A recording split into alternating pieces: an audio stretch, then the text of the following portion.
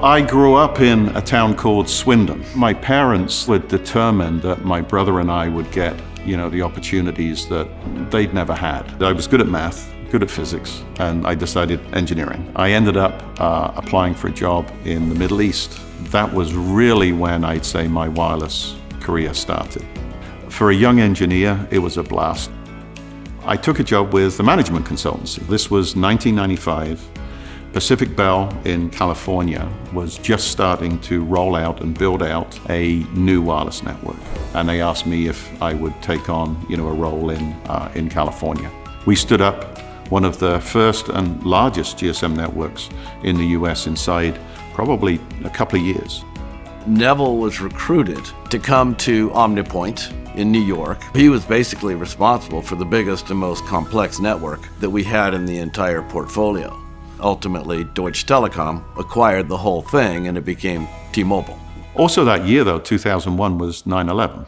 That whole period taught me that the one and probably most important thing that we do as wireless companies is support people in their hour of need or their minute of need. You never knew as the operator how important that call might be to somebody.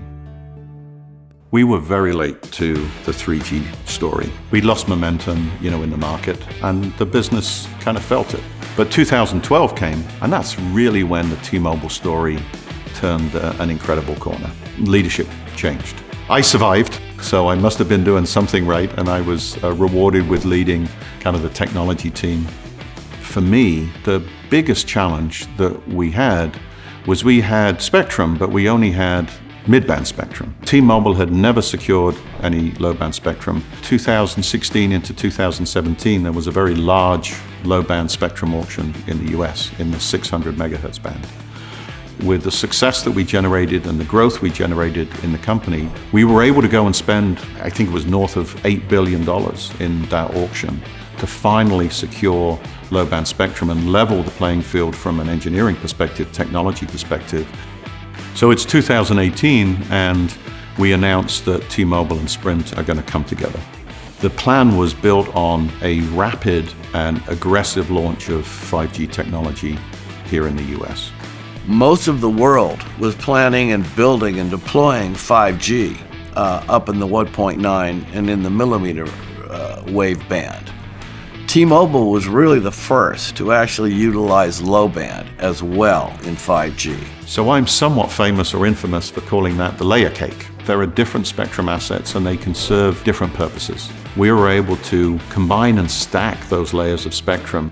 If we did that, our competition would have no choice but to follow. For me, it was kind of the culmination of so much I'd worked on in my career. The consumer benefit was very tangible and real. And so customers really, smartphones and wireless devices really came alive in 5G in a way that we hadn't seen, in the 4G space.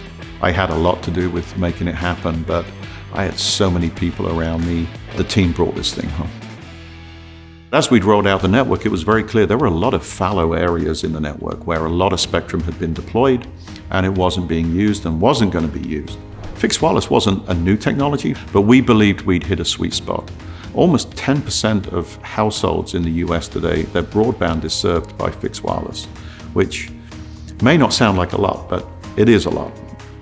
I serve on a couple of public boards. I'm trying to pick companies that work in areas which I think are important for the industry and where I think the industry should go and how I can influence that. I also serve the government on the National Security Telecoms Advisory Committee. That is a mouthful, isn't it? NSTAC. I believe in this industry, and it's now time for me to pay forward a little bit and protect and help and serve this industry. So